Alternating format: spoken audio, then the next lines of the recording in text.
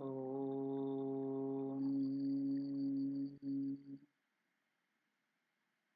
स्थापकाय च धर्मस्य सर्वधर्मस्वरूपिणे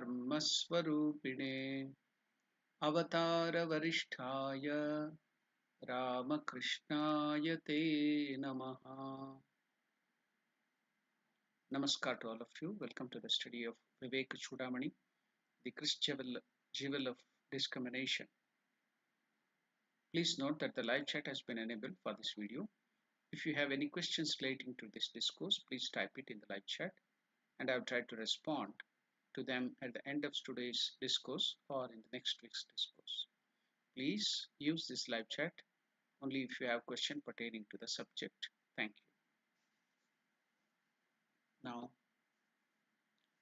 we shall come to the wonderful verses written by the great Acharya Bhagavan Shankaracharya. So we were dealing the 10th verse. Sanyasya sarvakarmani bhavabandha vimuktaye yatyatam panditair dhiraihi atmabhyasa upastitaihi. We will chant that 10th verse of the Vivekachudamani and then go forward. We have already dealt in detail about this verse, but there are some other aspects, the practical aspects of this verse. We will go into the deeper aspect of this verse in today's discussion. Now we shall chant this verse. Sanyasya sarvakarmani. Sanyasya sarvakarmani. Bhavabandha vimuktaye. Bhavabandha vimuktaye. Yatyatam panditair dhirair atmabhyasa upastitaihi. We will break it into smaller bits. Yatyatam panditaihi dhiraihi atmabhyasa upastitaihi. So we have chanted this verse, 10th verse. Sanyasya yatyatam panditair dhirair atmabhyasa upastitaihi. Now the simple meaning of this verse is, may the wise and the learned man give up all actions which are motivated by desires and selfish ends. Start the practice of rediscovering the self, that is the Atman, the Lord who is within our own heart, and thereby attain freedom from the bondage of birth and death.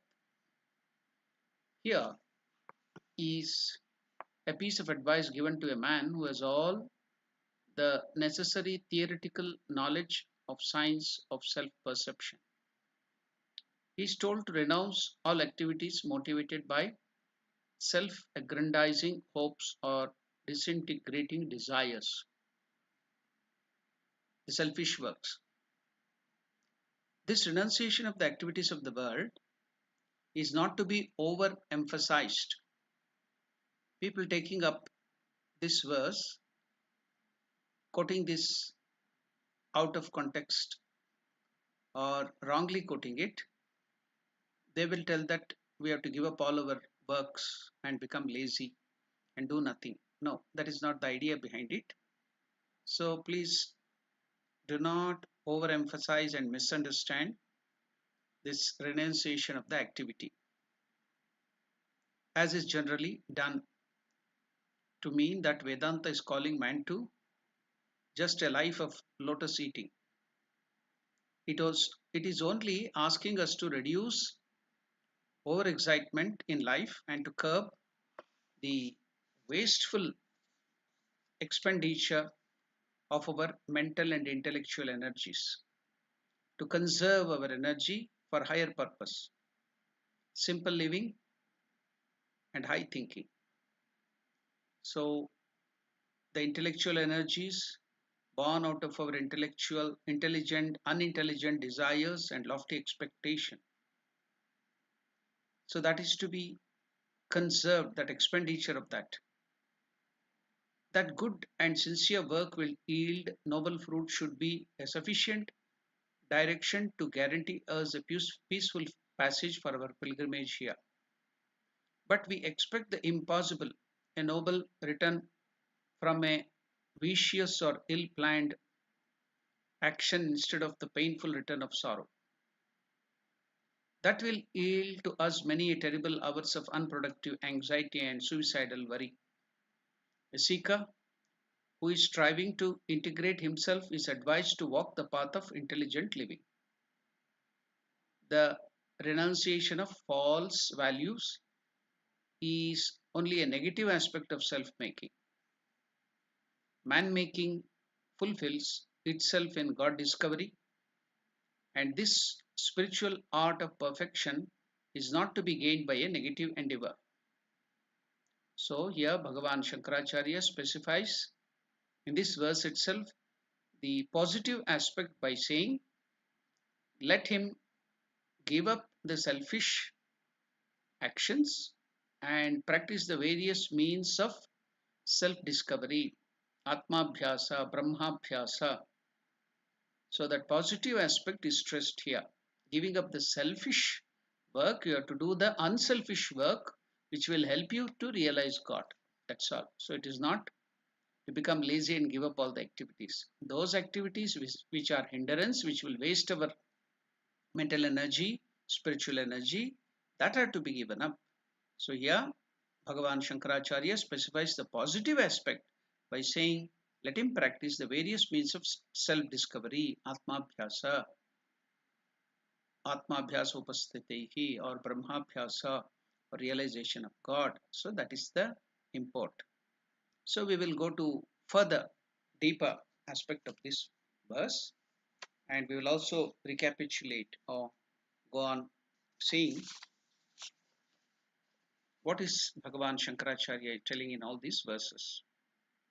So, Sanyasya sarvakarmani bhavabandha vimuktaye tityatam panditair dhirair atmabhyasa upastitaihi. After glorifying this human birth, Manushya Janma, Bhagavan Shankaracharya discussing Atma Jnana, the knowledge of the self, knowledge of God, knowledge of Parabrahma Swarupa. From verse number 6 onwards, which will go up to verse number 13. Now we are in the 10th verse. Up to the 13th verse, here Bhagavan Shankaracharya is discussing about Atma Jnana. Until then, the Manushya Janma, importance of Manushya Janma, the human life, is glorified. From the 6th verse onwards, up to the 13th verse, Atma Jnana, the knowledge of the self, or Paramatma Jnana, or Parabrahma Jnana, the knowledge of God, is discussed. And not only the knowledge, Atma Jnana, and also Atma Jnana Sadhana, the practices to get this knowledge is also discussed here. Now here, Bhagavan Shankaracharya pointed out that Atma Jnana, or the knowledge of self or knowledge of God, is the only sadhana for moksha. Gaining knowledge of God is the only means by which you can get liberation. No other sadhanam, no other spiritual practice other than gaining the knowledge of God, knowledge of Atman or Paramatman, can give you liberation. And that does not mean that all other sadhanas, the spiritual practices, are useless. They all have their utility. You will be doing so many havan, you will be doing so many puja, you will be doing the karma yoga, you will be doing so many other activities. They are also helpful, not that they don't have any utility, but it will help us to get purity of our mind. It will help us to get the purity of the mind to such an extent that we can get the knowledge of Atman or knowledge of God. That is called Gnana Yogyata. To understand God, to understand that knowledge of God, that's called Gnana Yogyata. You'll become fit to get the knowledge of God. So all this will help for purification of the mind. There's a lot of utility of all the things like japa. Even Mother Sharda Devi goes to the extent of telling that japa siddhi, by just repeating the name of the God and meditating on God, thinking that is also you will gain knowledge of God, because the knowledge of God and Atma is already within you. So that can also, Mother Sharda Devi tells, direct the japa given by your guru. If you go on performing that, it can directly give you Brahmagnan also. So here the normal process is given. Purification of the mind, by which you will get the Gnana Yogyata, step by step process. So Vividisha, so step by step. So now you will get the fitness to attain the knowledge of God, Gnana Yogyata. For getting the fitness to get this Atma Jnana or knowledge of God, we have got so many sadhanas, so many different yogas, so many different practices prescribed by the scriptures and religions. So there are so many choices. But is there any choice for Gnana Yogyata? With regard to Gnana Yogyata or to get liberation, moksha, is there any other many route? Let us now take the example of a temple. Now you are going to the very big temple to see God, which can be going to the temple. There may be so many routes. That temple can be reached through so many paths. Similarly, you can get to the Gnana Yogyata, fitness to get the knowledge of, understand the knowledge of God, can be attained through many sadhanas. Whereas, you know that the deity, the Lord whom you want to see in the temple, is in the sanctum sanctorum. So the sanctum can be reached only through one door. There may be 4 or 5 or 6 doors. There may be so many doors for the going into the temple. There may be 4 doors to enter the temple. But to enter the Garbhagriha, the sanctum, are there many doors? There is only one door provided. Similarly, Gnana Praptyartam, to gain the knowledge of God, knowledge of Atman that is within you, knowledge of Parabrahman, Paramatman,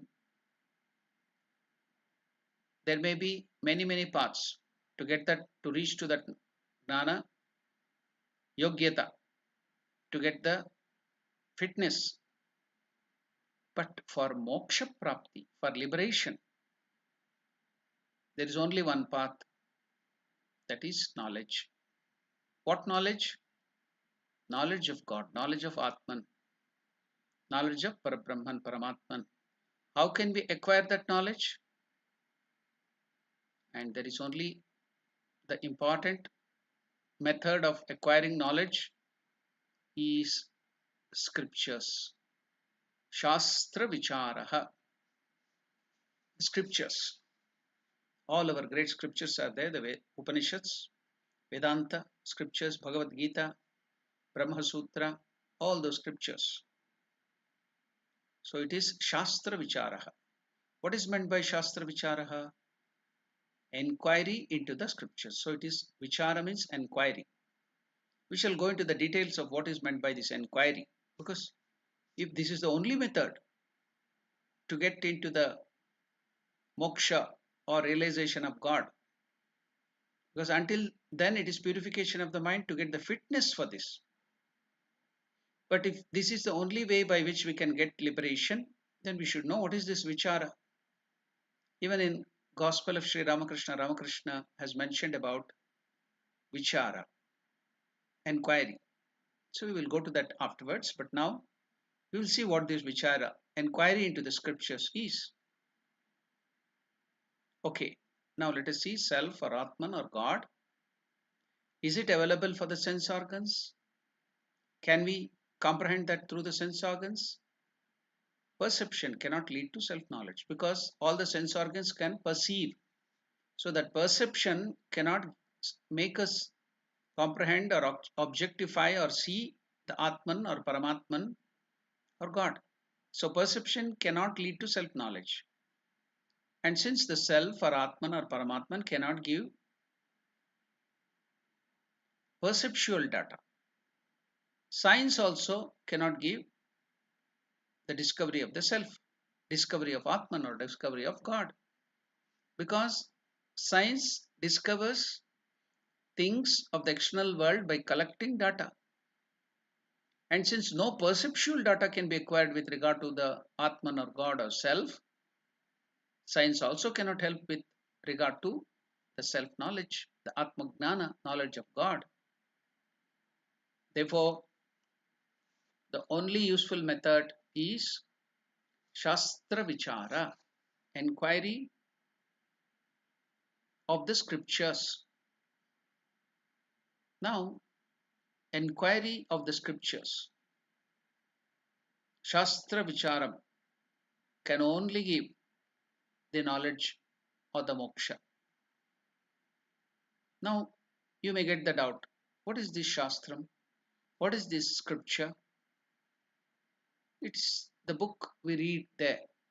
The scriptures is outside, external thing. How can this external scriptures, Shastra, lead to the knowledge that is internal self?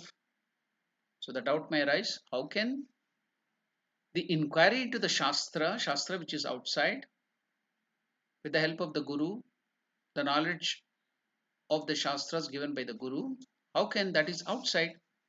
How can that help me to gain the knowledge of Atman which is within, which is inside, internal self?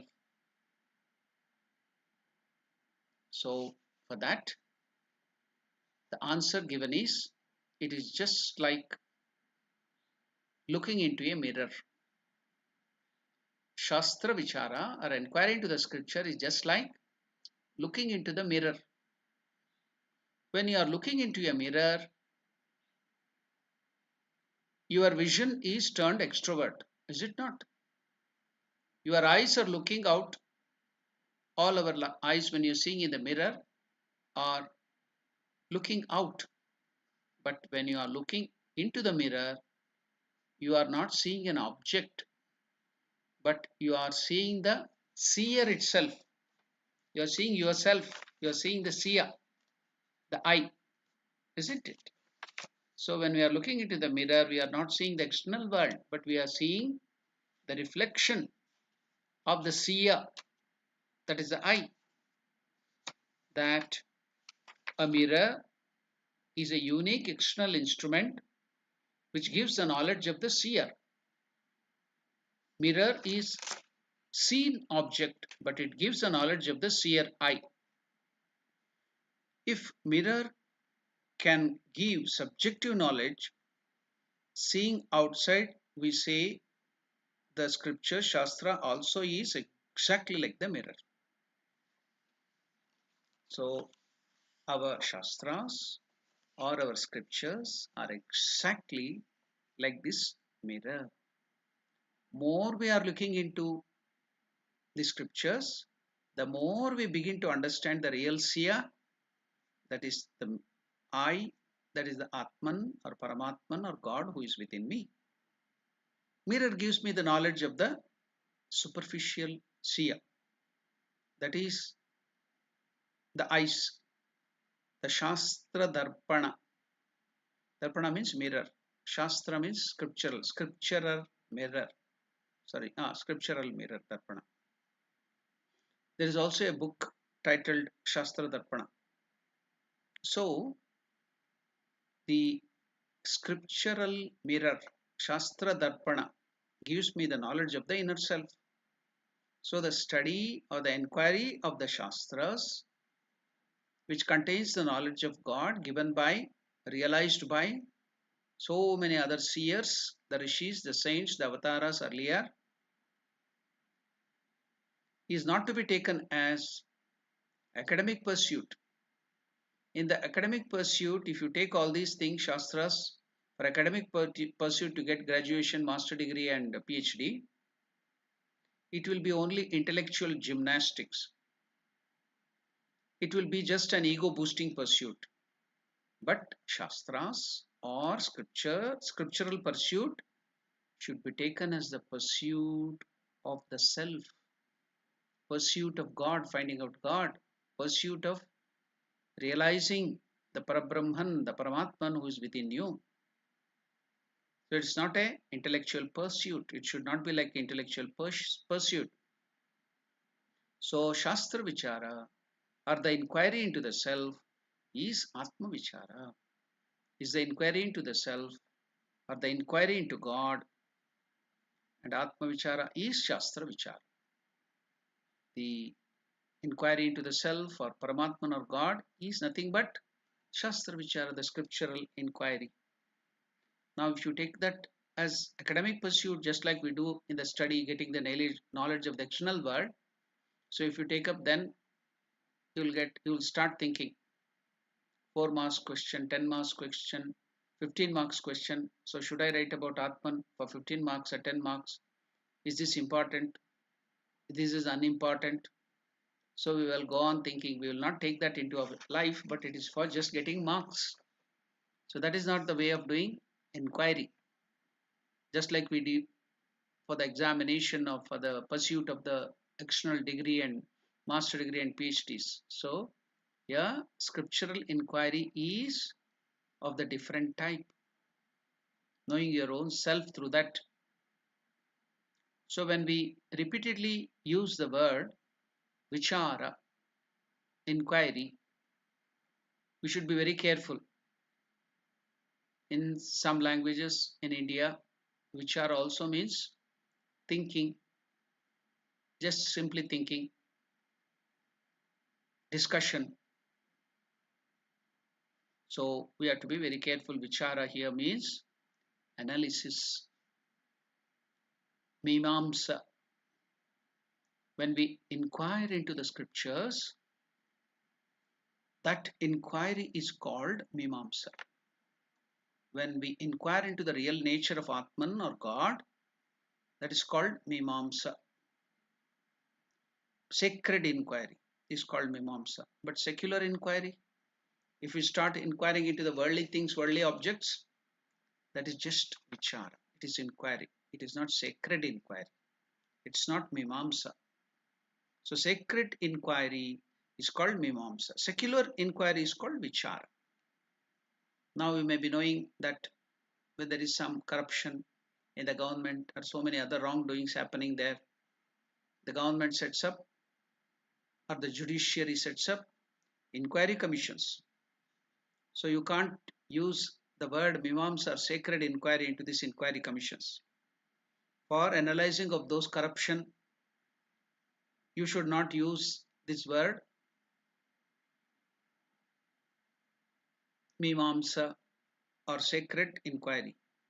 Only when it involves the scriptures, when the scriptures are involved, or the Atma-gnana or the Paramatma-gnana, the inquiry into the nature of God, knowledge of God is involved, then only it is called sacred inquiry or vichara, sacred vichara, Atmabhyasa,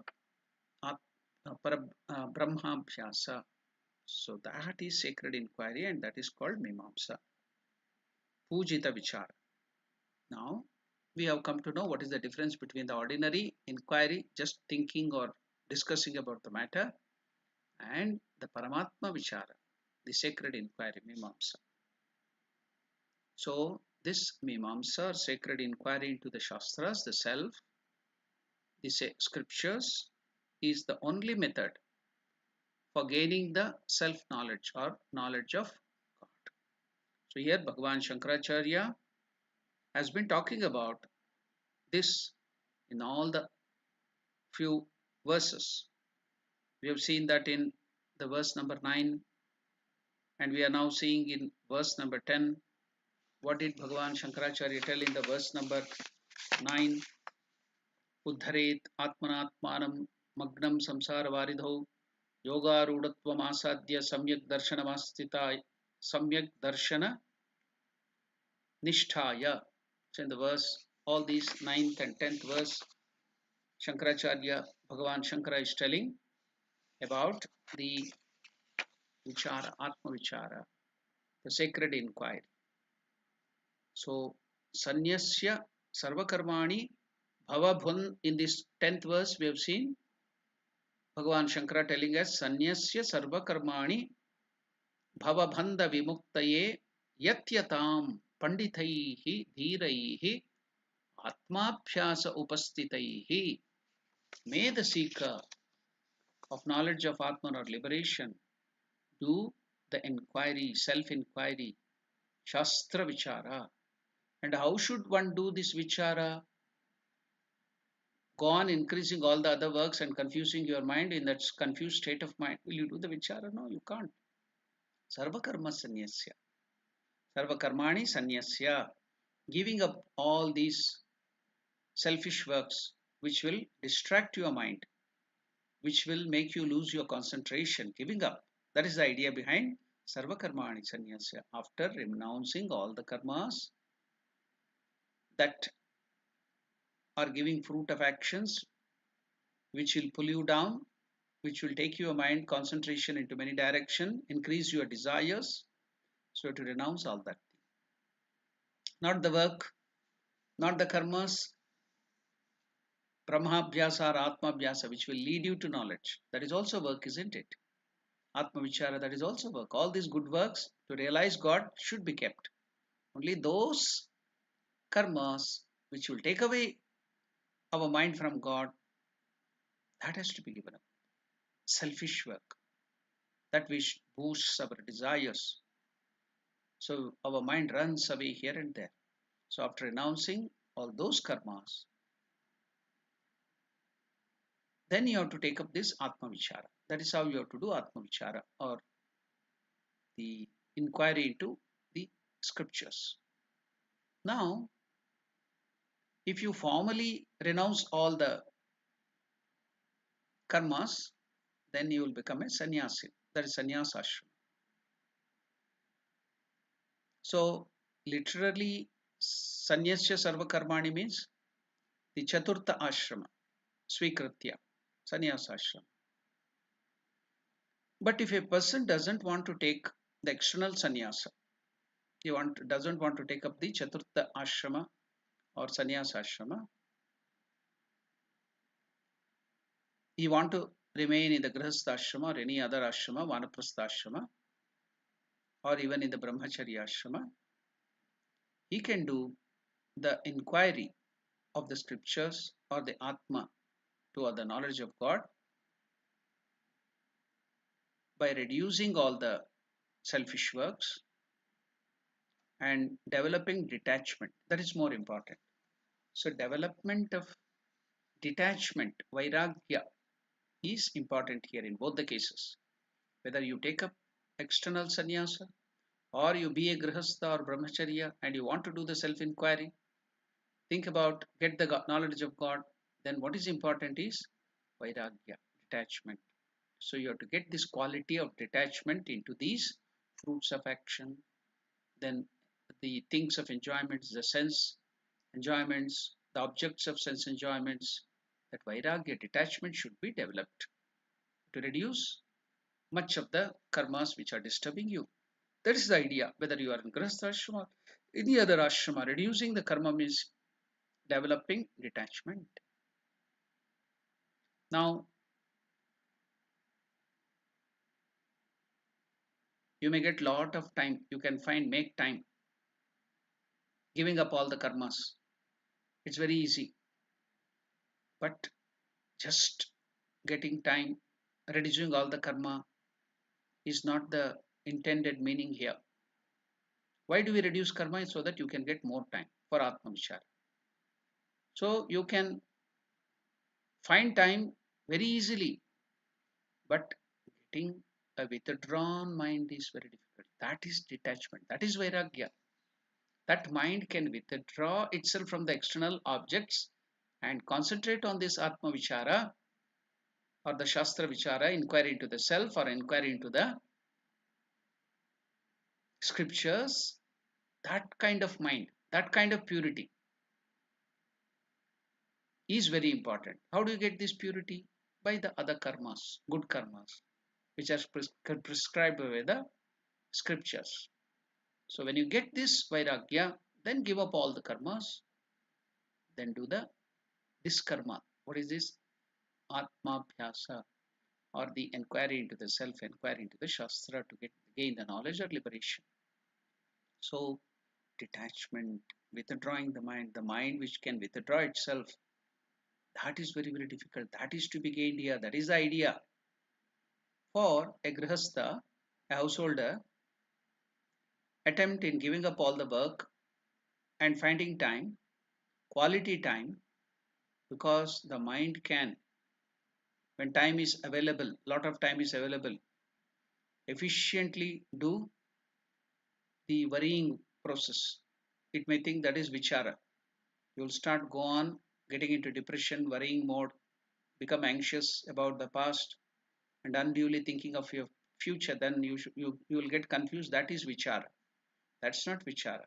You can find a lot of time as a grihastha and get into that mode of worrying, getting tension, getting into the mode of stressful nature.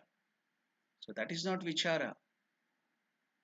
So in the Moha Mudgara or Bhajagovindam, Bhagavan Shankara again he gives that idea, because you have a lot of time, you have reduced all the work, now giving up all the work. Then what do you do? In the Moha Mudgara it is told Vriddhastavat. In the language of Bhagavan Shankaracharya, Chintasaktaha. Vriddhastavat Chintasaktaha. The old man, in their old age, they have plenty of time, because nobody wants to talk to them, nobody wants to go to them, nobody wants to do any business with them, because all of them know once they start talking, they will go to the yesteryears, to the period of Queen Elizabeth or Victoria or the British rule. So they will go to the earlier period, 18th century, 19th century. And also they will have lost lot of memory. Their memory power is less. So they will be repeating the same things again and again. The same stories will be repeated again and again. So people generally avoid them. So those old people have lot of time. But is that the time, that kind of time which you want for Atma Vichara? No, that is not quality time.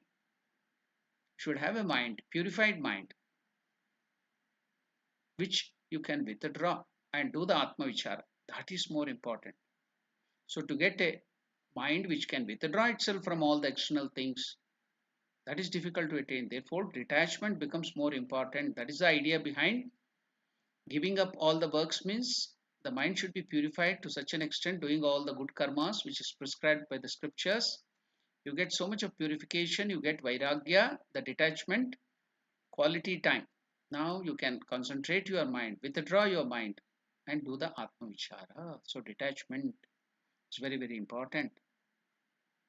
Quality time. If you don't have detachment, vairagya, even 3 hours will be spent in chintasakta, worrying. Mind will be running here and there. You will be thinking of the sense objects in the mind mentally instead of doing vichara. Therefore, sanyasya sarvakarmani here in this 10th verse means finding quality time. That is very important. Quality time. So, panditaihi, one should become panditaha. Means well learned, capable of logical thinking. So, we shall go to the details of the word. What is meant by the thing called panditaha? So, the meaning of the word here, panditaha, should be understood as A Panditaha, he should also attain the intellectual competence. Who has got the intellectual competence is called a Panditaha. This is one thing we require for the study of Vedanta or Atma Vichar. He must be rationally sound. That is called by Panditaha. Not just a lot of scriptures, so many things got into memory, you got it by heart. So he is not a Pandita, but who has got the intellectual competence. This is very, very important thing we require for Vedanta. He should be rationally sound. He should be logically strong. He must be intellectually competent. That is called Panditaha. That is why illiterate people who do not have sound education, will find Vedanta difficult. For them, bhakti, japa, puja, all those things can be prescribed. Even for that, we need little literacy and education. You cannot prescribe the difficult Vedanta or Atma Vichara for uneducated people. So, what is meant by then education or Panditaha means the capacity to logically think.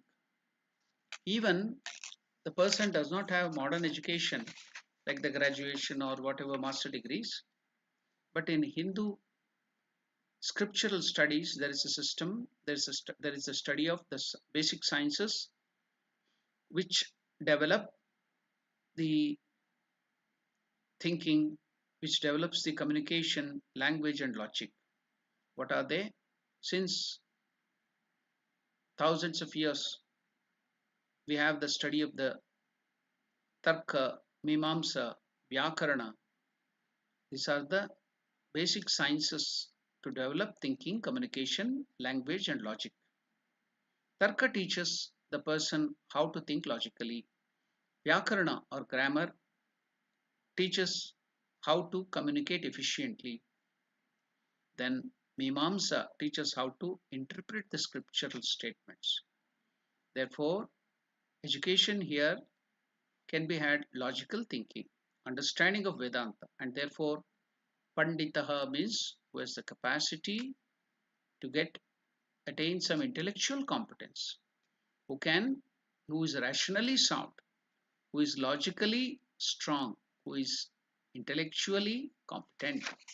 So he is a Pandita, not just reading some books, gaining some degrees and master degrees is called Pandita, but if he is intellectually competent, then only is called Pandita. So here the word Pandita is to be understood as intellectually competent, who can think logically, who can understand things rationally.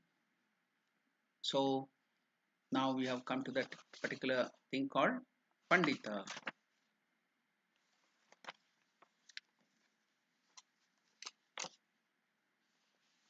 When Shankaracharya in this verse 10th verse tell that Panditaihi, one should be a Pandita, that means he should be well learned and capable of logical thinking.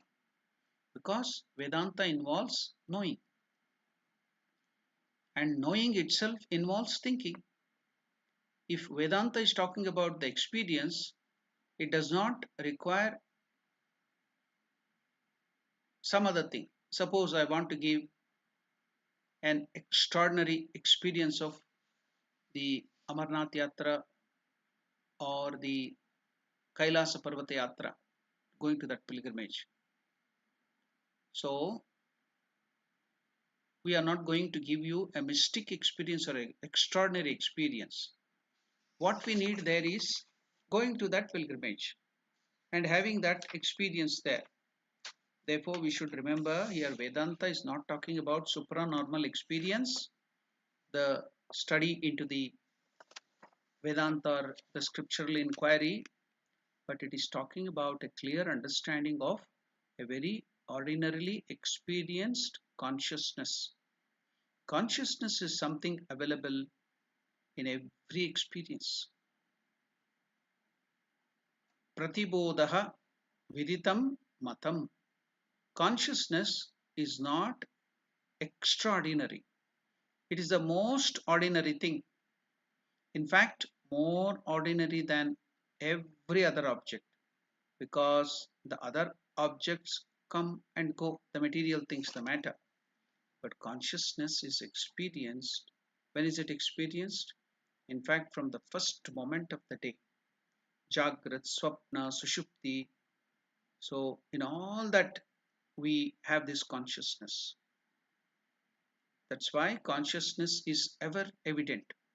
It is the most ordinary thing.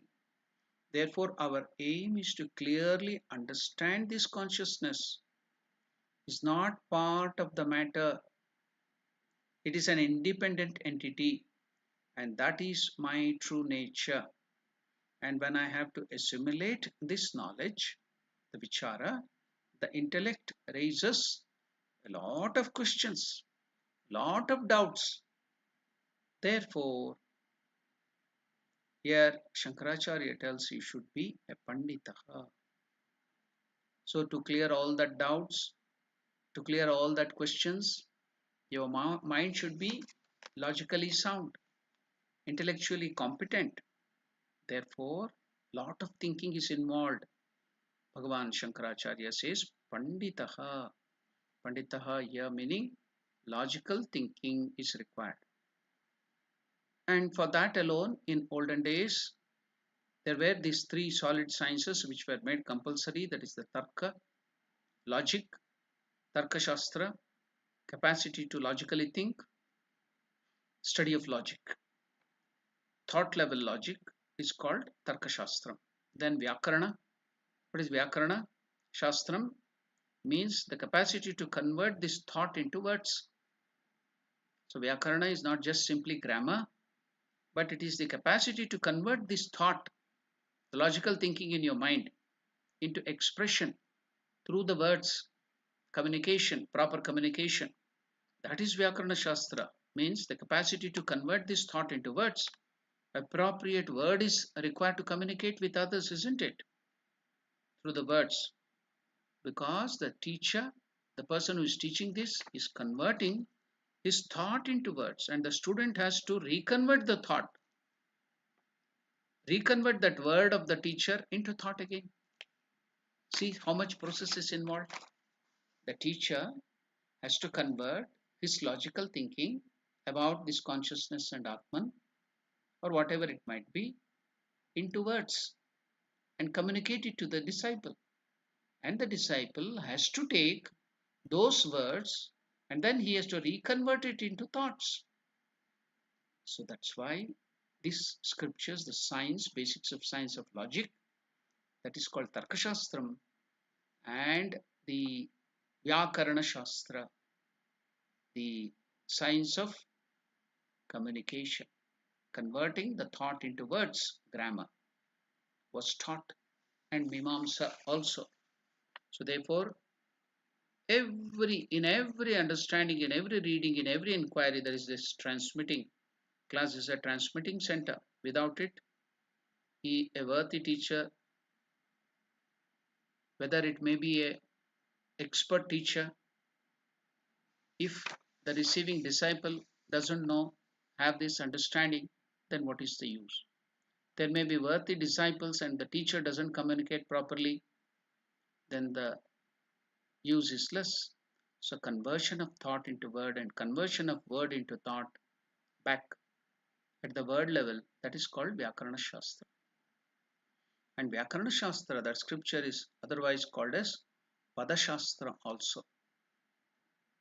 And Tarka Shastra, the science of thinking, precise thinking, and precisely expressing. And then comes Mimamsa Shastra. What is this Mimamsa Shastra? It is capacity to understand a sentence in the background of the whole scripture, Shastram. Because the same sentence can mean differently based upon the context. Since context influences the meaning, we should have a global vision. For example, Lord Krishna tells in the Bhagavad Gita, Karmana mokshaha, karmanaihi samsiddhim, astika janakadayaha, swalpamapyasya dharmasya trayate mahato bhayat. So many statements are there of Krishna in Bhagavad Gita. So if you take that sentence out of context, we will get one of the most unfortunate conclusion that karma is also means of moksha, but we know that the scriptures doesn't support it. So what is the meaning that is to be taken? What is that Vyasacharya is interpreting that, because both Lord Krishna is Avatara and Vyasacharya is also Avatar of Narayana. So both of them cannot be wrong. Vyasa is also another, Vyasacharya is another Avatar of Narayana, just as Lord Krishna is also an Avatara. So therefore, both these people have not told the wrong things. Then Karmana Samsiddhim. Then we have to take this statement in the totality of Bhagavad Gita. And now Shankaracharya beautifully comes to the conclusion. Samsiddhim means Chitta Shuddhi, purification of the mind. Therefore, Karmana Samsiddhim, Samshuddhi should be interpreted as Karmana Chitta Shuddhi, not as liberation, moksha. So this capacity to interpret by studying what has gone by and what is going to come in future, called Shadlinga analysis. Some of you might be aware of that if you have studied the Vedantic scriptures. So that is called Mimamsa Shastra. Right understanding can be got through that.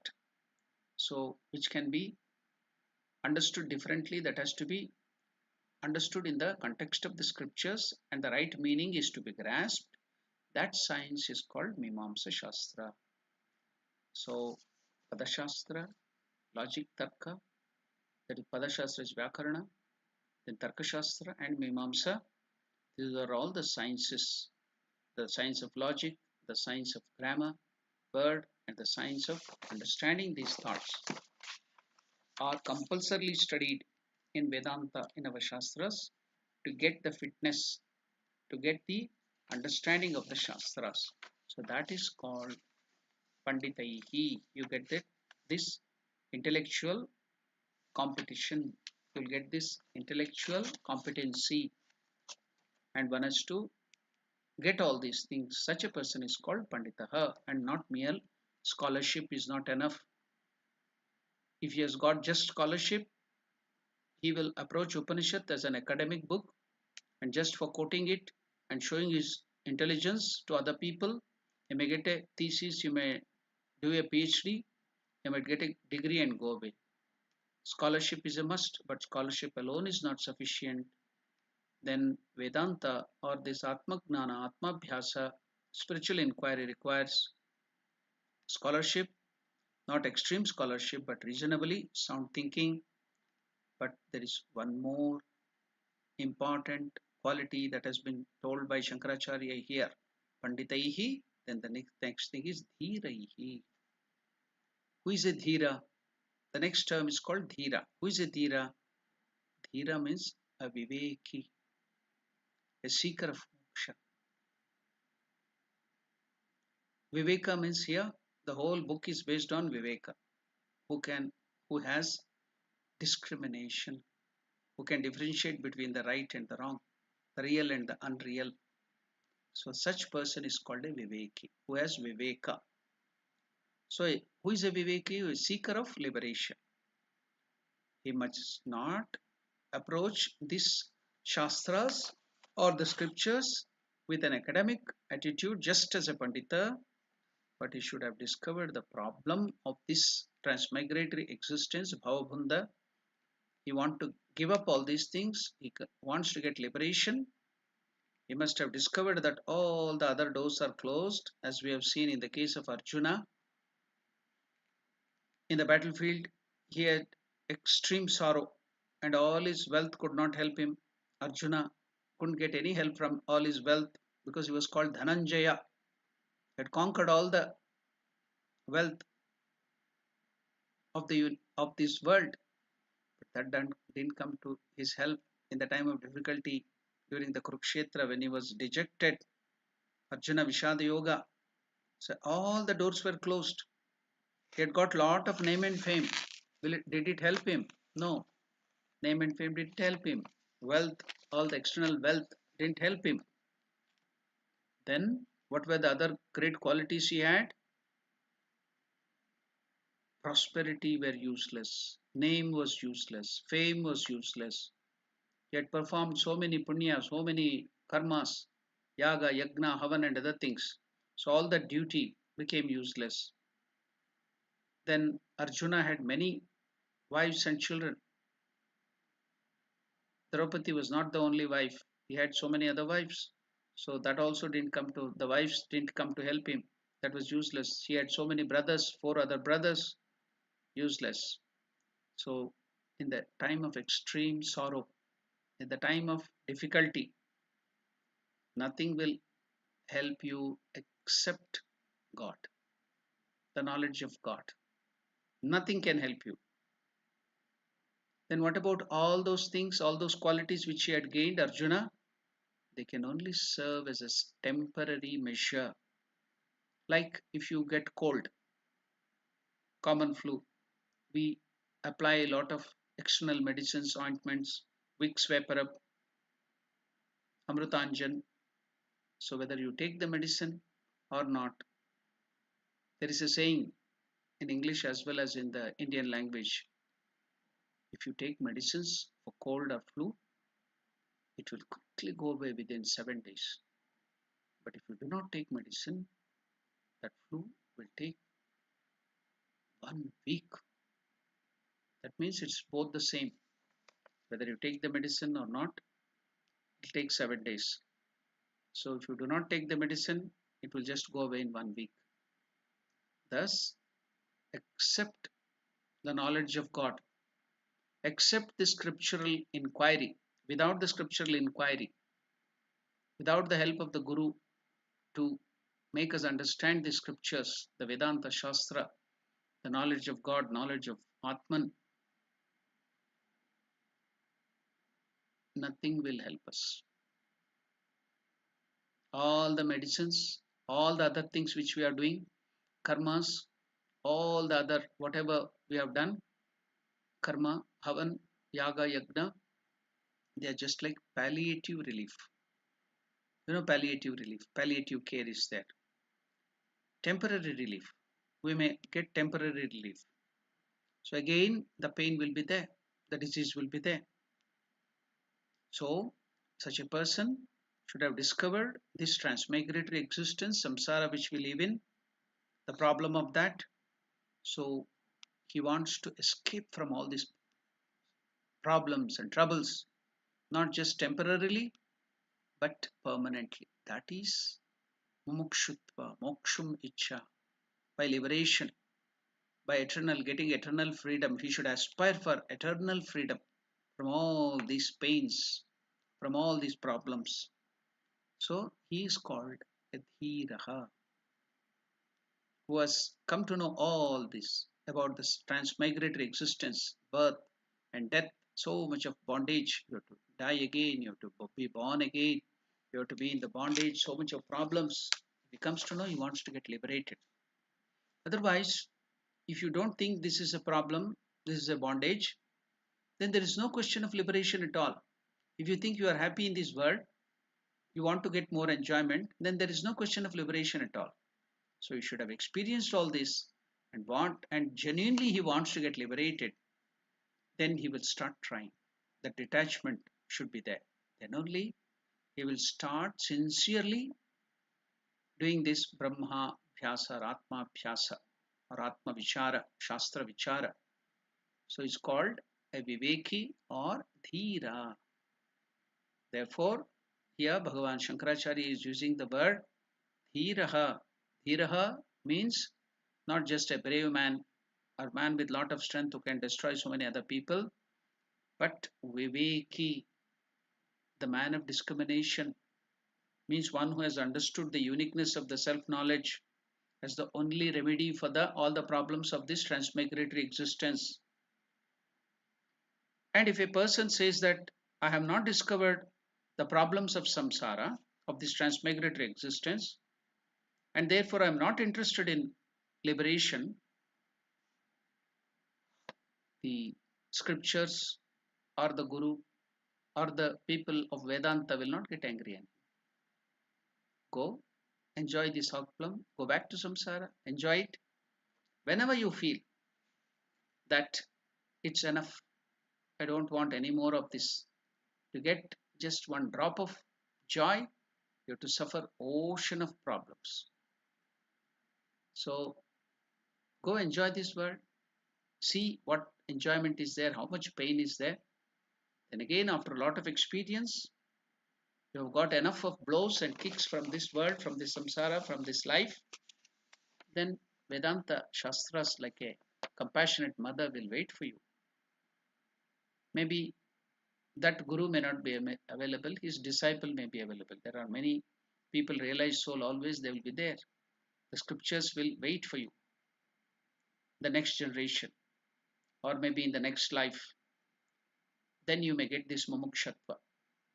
Then when you come to know, yes, this world is full of pain and bondage, I want to get liberated, I want to get permanent, eternal freedom, then only you are called a mumukshu or a viveki or a dhiraha.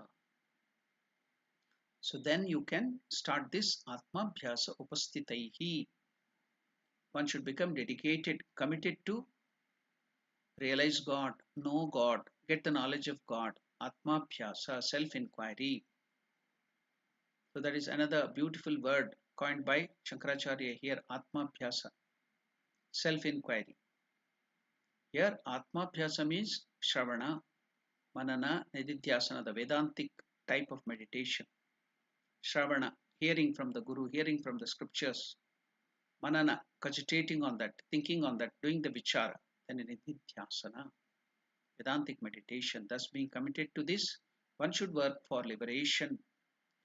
Yatyatam. So yatna, you have to strive, you have to put in maximum effort. So to the best of my ability. Yatasadhyam yatishye. So you have to put the, always you will be doing, while you are promising, you tell, I will best of my efforts. I'll put the best of my efforts. So prayatna kriyatam. That is the meaning. So that is what Shankaracharya is trying to express here. When the Panditaihi getting the competence, intellectual competence, Dhiraihi when you get the Viveka. So that is the difference between the animal man and the man and the godly man. So when you get that Viveka, the right understanding, then you want to give up all these temporary things. Bhavabandha vimuktaye. Then you are called as Dhiraha. So Dhiraha is just to see when Alexander the Great had conquered almost 2/3 of the world. He wanted to take back one realized soul from India. His guru had asked him to bring 5 things from India. So one of the thing which his guru had asked was to bring a realized soul from India. When he wanted to force that realized soul to come to him to his motherland there from India, he refused. Told, I'm happy. But when he threatened him, he is going to kill him. Told, you can't. I'm not afraid of my life. You know who I am? You conquered the whole world. Then that great soul asked him, you conquered the world? You have not conquered yourself. You have not conquered your mind. Then how can you conquer the whole world? So, until you conquer your senses, until you conquer your mind, you have not conquered anything. It's a person who can conquer his mind, who can control his mind. A person who has controlled his indriyas, his senses, he is truly called as Dhiraha, a Viveki, a man of right understanding. So, Dhiraha, Panditaihi, Dhiraihi, Atma Bhyasa, Yatyatam. He has to put in the effort to do the self-inquiry, think, meditate on God, realize God. Upastitaihi, that is what the meaning. Giving up all the false pursuit, all the works which will lead you astray, take you away from your real self.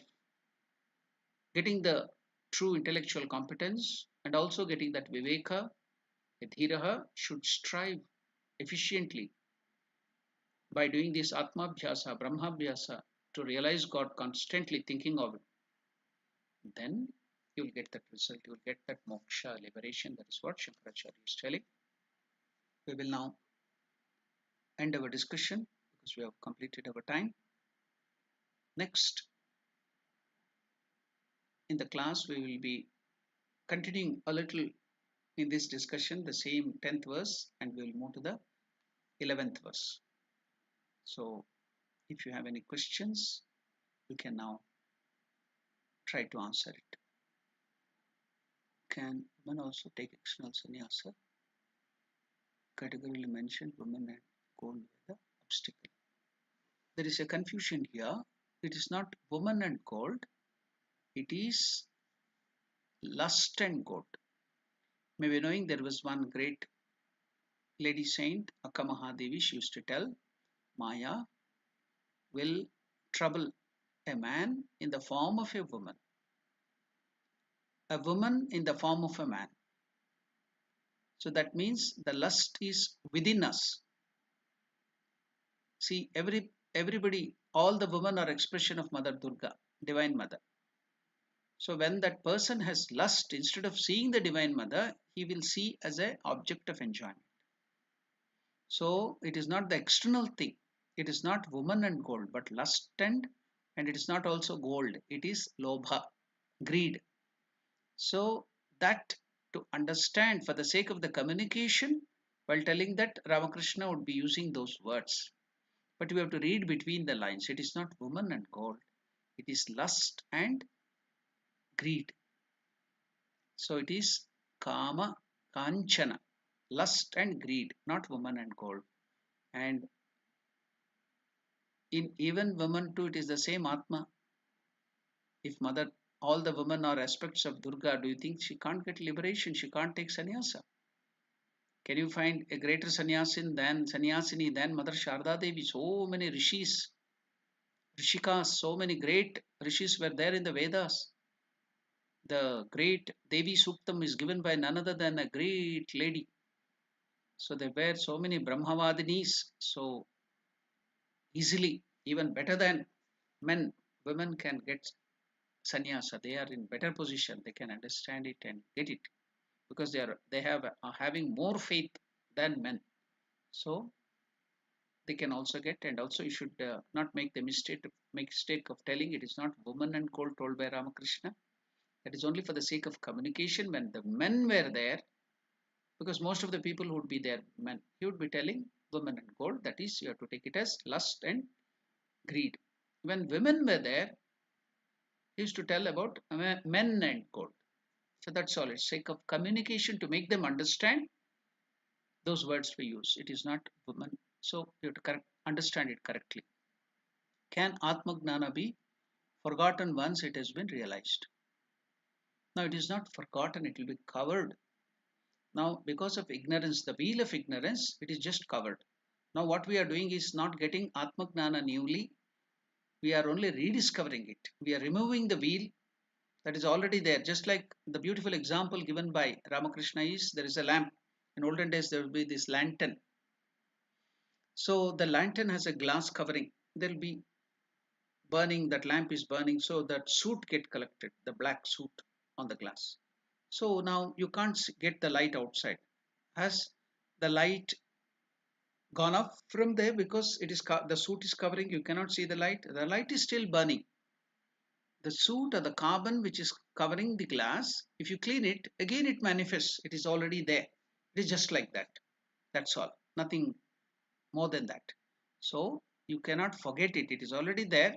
Temporarily it is covered. It is veiled. By Agnana, you will think the Atman as this world, or the God himself will look like this world. So when you remove that wheel of ignorance, the same world will become God to you. That is the idea. So you will never forget it. It is already there. It is covered by that. So any other questions? That's all. These were the two questions. Okay.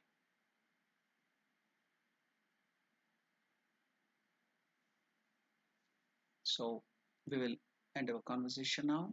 Tomorrow we have Bhagavad Gita, second chapter, maybe 64th or 65th verse. So then Thursday and Friday early morning South African Standard Time 6:30, Indian Standard Time 10 o'clock. We have the discussion on Great Master. Then Saturday we have again the Gita class in the evening. Sunday, Monday also we'll be having early morning Great Master discussion, the life of Sri Ramakrishna. Then again Monday evening we have the Science of Worship. Then Tuesday, that is today, next Tuesday, we'll have again the discussion on Vivekachudamani. But we have Deepavali celebration. So I think in the beginning of this thing, the date and time was specified. It is 14th. Deepavali will be celebrated in the evening, 4 to 6. All are welcome to that. We'll be also posting that on WhatsApp. The Deepavali details of the Deepavali celebration. All can attend the Deepavali celebration too. So until then, we will take leave with the mantra, closing mantra. Om Purnamadah Purnamidam Purnat Purnamudachyate Purnasya Purnamadaya Purnamevavashishyate. Om Shanti Shanti Shanti. Harihi Om Tat Sat. Shri Ramakrishna Arpanamastu.